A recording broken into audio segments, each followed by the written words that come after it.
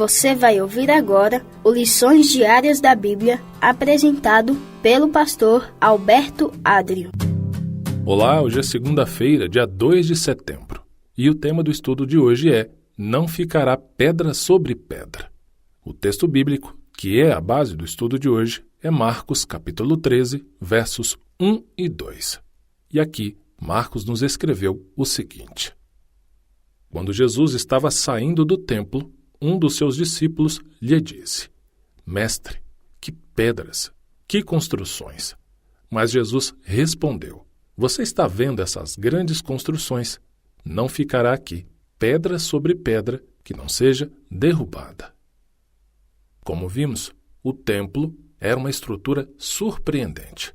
Flávio Joséfo, que viveu na época dos apóstolos, observou que o pórtico real, localizado no lado sul do complexo, que tinha 162 pilares, cada um dos quais precisava de 3 homens de mãos dadas para envolvê-lo. Mas Jesus disse que tudo aquilo seria destruído. Tal profecia, a respeito daquela estrutura, soaria ao ouvinte como o fim do mundo. Comentando essa passagem, o livro O Desejado de Todas as Nações, edição 2021, na página 503, diz o seguinte: Quando a atenção de Cristo foi levada à magnificência do templo, que pensamentos não expressos devem ter passado pela mente daquele rejeitado? A visão que tinha perante si era realmente bela, mas ele disse com tristeza: Eu vejo tudo isso. Os edifícios são realmente maravilhosos. Vocês apontam para essas paredes como sendo aparentemente indestrutíveis. Mas escutem as minhas palavras. Virá o dia em que não ficará aqui pedra sobre pedra que não seja derrubada. Lembrando, essa é uma pequena citação do livro O Desejado de Todas as Nações, edição 2021, na página 503. Os discípulos queriam saber quando se cumpriria a predição de Cristo. Pedro, Tiago, João e André perguntaram a Jesus qual seria o tempo em que todas essas coisas aconteceriam e qual seria o sinal quando estivessem para acontecer. O que está registrado em Marcos capítulo 13, versículo 4. Em Marcos capítulo 13, do verso 5 ao verso 13, é surpreendente que Jesus não passou a maior parte do tempo descrevendo a queda de Jerusalém, mas alertando os discípulos sobre o que poderiam esperar no ministério deles de estabelecer a igreja cristã. Não seria fácil.